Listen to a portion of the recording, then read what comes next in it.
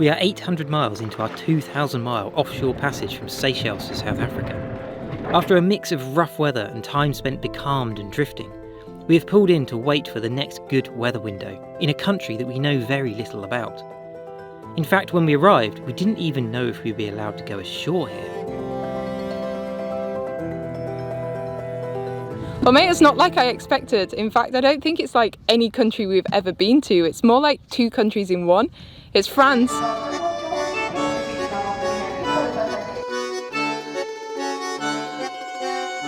But it's Africa.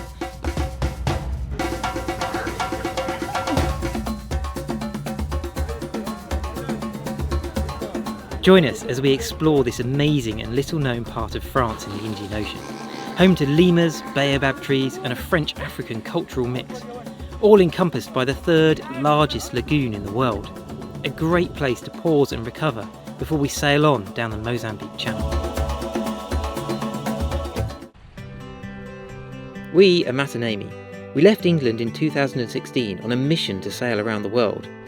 Just the two of us on our 37-foot sailboat Florence. 5 years on, we have sailed over 35,000 miles across 3 oceans, exploring new countries and cultures along the way.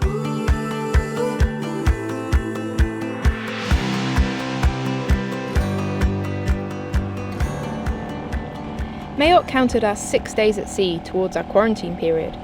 So after a day sat on board at anchor, to bring that up to the required 7 days, we were allowed to go ashore and check in. Once we'd passed a PCR test at the pharmacy, we were cleared to go up to the airport to visit customs and immigration. Even just on the trip to the airport, we were already getting a feel for the mixture of French and African culture here. I love how colourfully the women dress here. Checking in here is easy because it's part of France, and wherever we go, be it French Caribbean islands, French Polynesia, or here in Mayotte, the check-in process is simple and quick. Once checked in, we were free to explore the islands and the waters of this huge lagoon.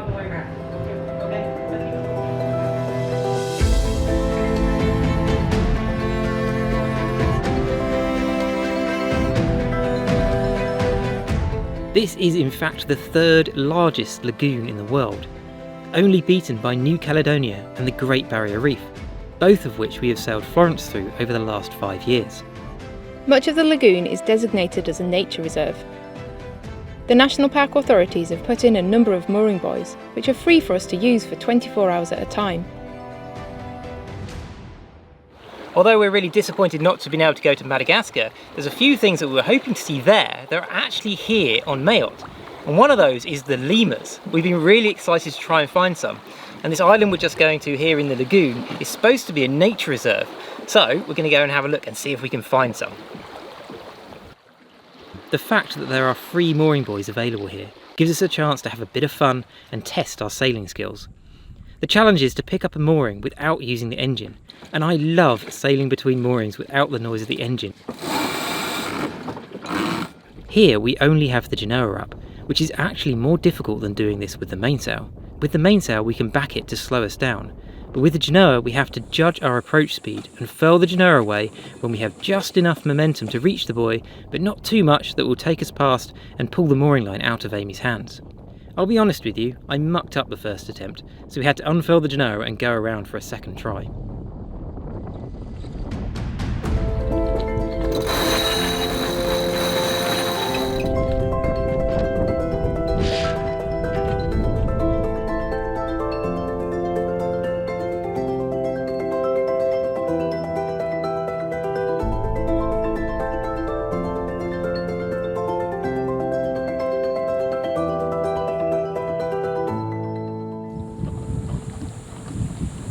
You see any lemurs?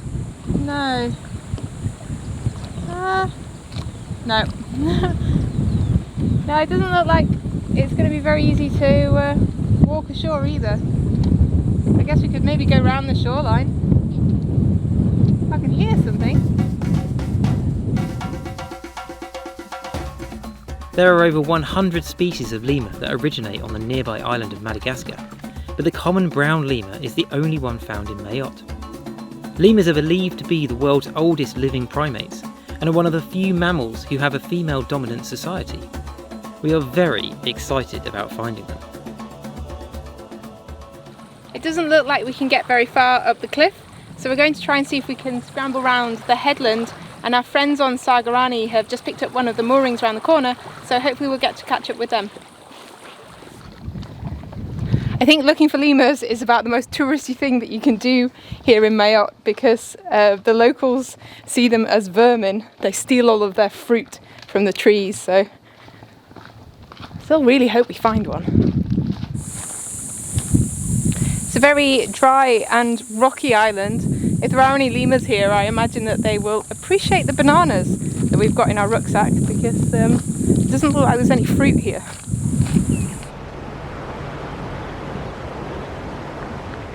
I think Claire and Jonathan are the youngest cruisers that we've ever met that are sailing full time, and they're on a ferro cement boat, which is also quite unusual.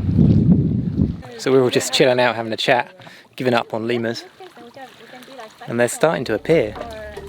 Maybe they've heard we've got bananas.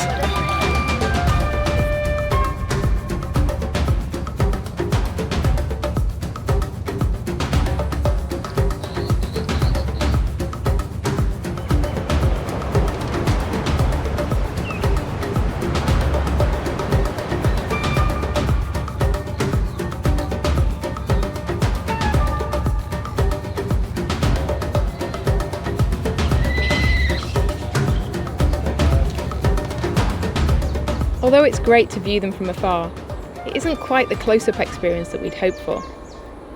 Big kids that we are, we will not be satisfied leaving Mayotte without having had one climb on our shoulders, as we've heard that they often do. The search for a friendly lemur will continue.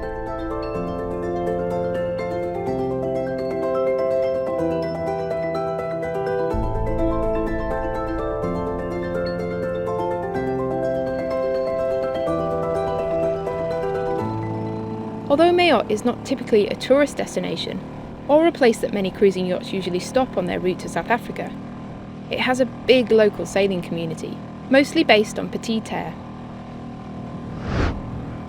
Mayotte is a part of France, and so other than a couple of international yachts that we know from our time in Seychelles and Indonesia, the boats here are mostly French liveaboards. With that many yachts based here, there is of course a yacht club, and it's one of the friendliest and most laid-back yacht clubs that we've visited around the world.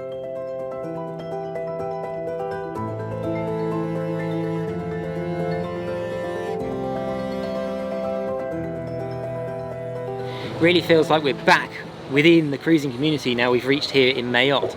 There's a local yacht club here. It's brilliant for us. They've given us 2 weeks free membership in the club here, and there's washing machines we can use for just €2.50, free freshwater showers, which is a real luxury for us on Florence, and we can also bring the dinghy in and get fresh water here.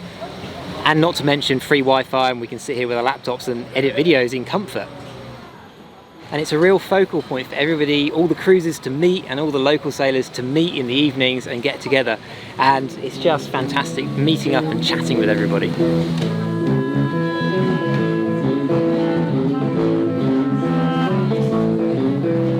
Whenever you get a group of cruising yachts together, there will be a few musicians in the fleet, and they often combine with some of the locals to provide the evening's entertainment. If you step away from the yacht club and the airport, there is very little to show that you are in France, other than the gendarmerie. But this is actually a department of France, just like Paris or Finistère. However, it's not without its problems. We've been advised that it's not safe for us to go hiking by ourselves or to go to some of the beaches alone, and that if we're going to do that, we should stick to about a group of 10. Mayotte is the poorest department in France. There's a huge problem with immigration from the nearby Comorou archipelago, and it means that there's a big problem with overcrowding and also unemployment here. And it's thought that about 40% of the local population live in corrugated iron huts, and that around half the population are actually from the Comorou archipelago, so illegal immigrants in the country. The government officials are pretty much all from France, so the teachers, the doctors, the pharmacists are all here on secondment, and a lot of them are actually paid a bonus to come here. But the culture, as I say, is more closely related to the nearby Comorou archipelago.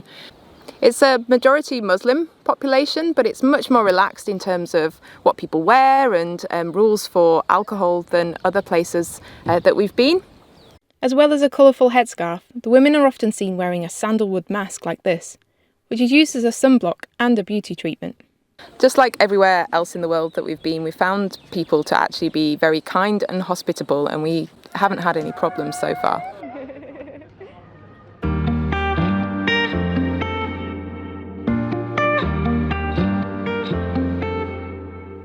One of the things that Mayotte is most famous for is its lagoon. Famous for being the third largest lagoon in the world, and well known to divers for its marine life. So we couldn't pass through without taking a look under the water.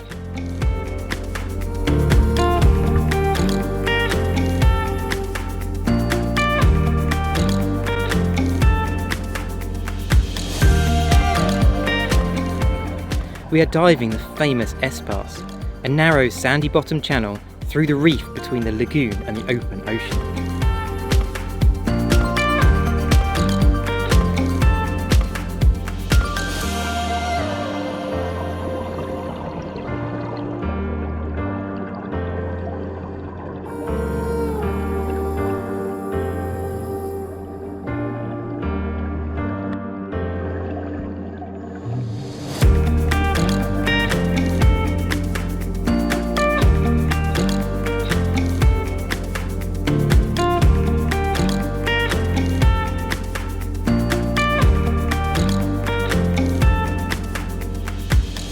The variety of coral here is stunning, and there are lots of small fish, but sadly we didn't see any sharks.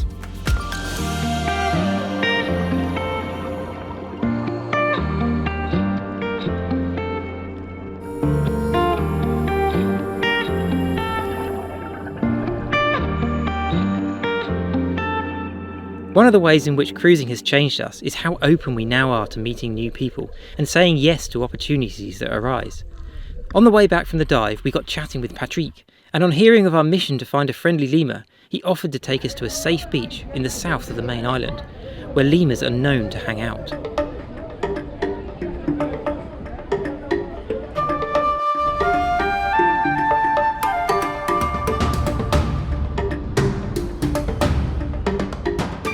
From Florence, we only ever see a thin coastal strip of the countries we visit, so we really enjoy any opportunity to travel further inland and get a better feel for a place.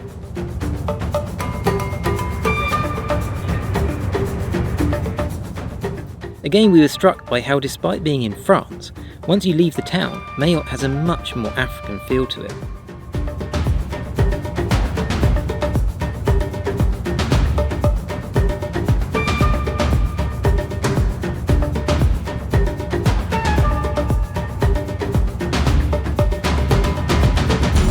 This is the famous Mont Changy in the south of the island, a distinctive conical volcanic mountain. There is a hike up to the top of there, but safety concerns mean that we'll skip that one. Instead, we'll head to the beach in search of lemurs. This is a very popular beach in the south of the island, well known for its baobab trees, turtles in the shallow water, and wild but friendly lemurs. But currently, there are no lemurs in sight. Patrick, who is working out, he's a French guy working out here, and he very kindly offered to take us on a tour around the island. He's brought us down to this magnificent beach, which is really popular at the weekends. And it's got these huge baobab trees. And hopefully later we might find some maquis, which is the French name for lemurs, come down to this beach as well. This is the first time that we've seen the baobab trees, and I knew they'd be big, but I didn't realise they'd be quite this big. Just awesome.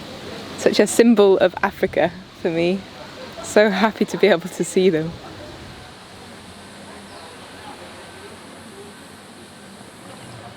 And this is the flower of the baobab. Apparently you can make a drink from the fruit, which we are yet to try.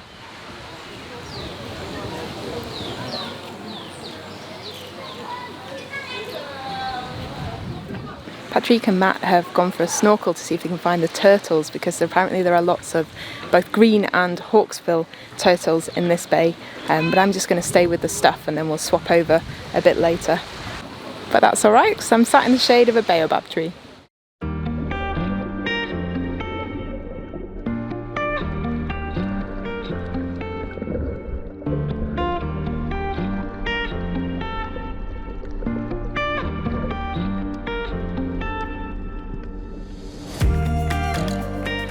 The turtles were feeding on seagrass on the shallow sandy patch next to the reef.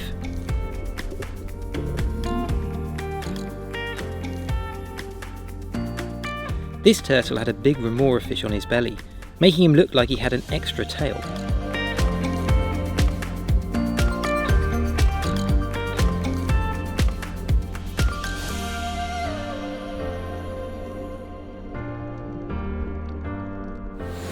All I need now is a maki to come and say hello, which is the local name for lemur. There were no lemurs to be seen until lunchtime, when they magically appeared. Hey guys, I found the tourists. Where are they? Hey, make your baby look cute. The tourists are suckers for that, and we'll get more bananas. Yeah, you. Look cute. Oh yeah, I can smell those bananas. It's lunchtime.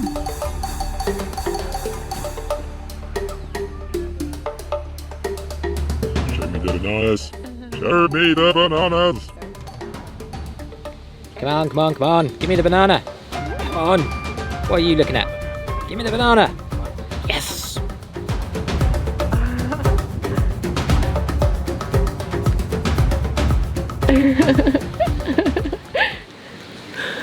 He likes the banana. Hey dude, there's nothing there left. What are you doing? Quite cool. You're not supposed to pet him. You're not supposed to pet him, he sat on my shoulder. It's funny.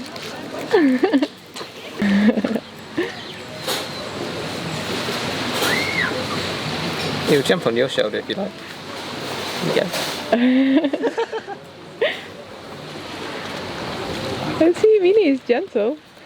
Yeah, but you see he doesn't have claws. He just have fingers. Yeah.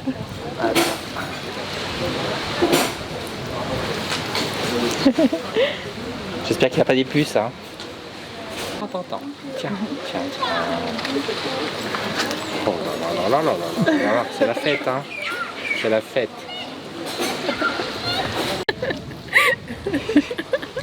It's like he knows what he wants. Hey, he's quite happy sat on your shoulder eating a banana. I like him. You like him? Yeah. I think he'd make a good boat pet, actually. A good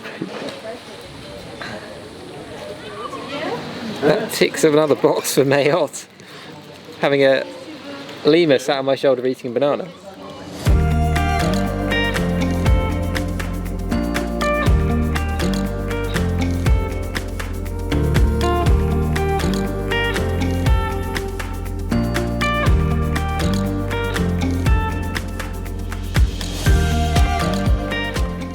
With that box ticked, and the weather improving for our onward passage to South Africa, it was time to check out of the country and get ready to head out onto the ocean once more. That's our passport stamped for departure. Now we just need to take a photo of our paperwork and send it to the port captain. And then we can get our port clearance, which is what we then use to check in to South Africa. Clearance is so much easier in French regions and territories. Love visiting French countries. Well, you've got to take advantage of being in a French country. Can't leave without stocking up at the patisserie.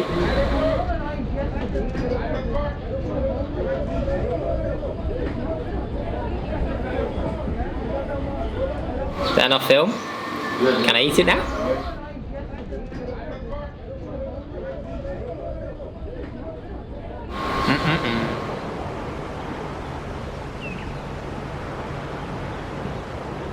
Most places we go, I never feel 100% ready to leave.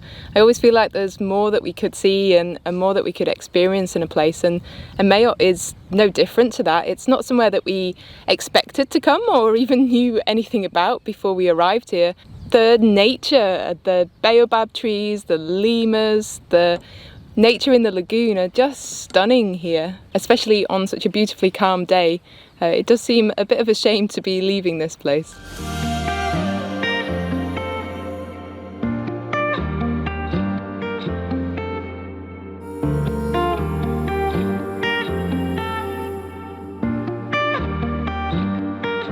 Next time we set sail for South Africa.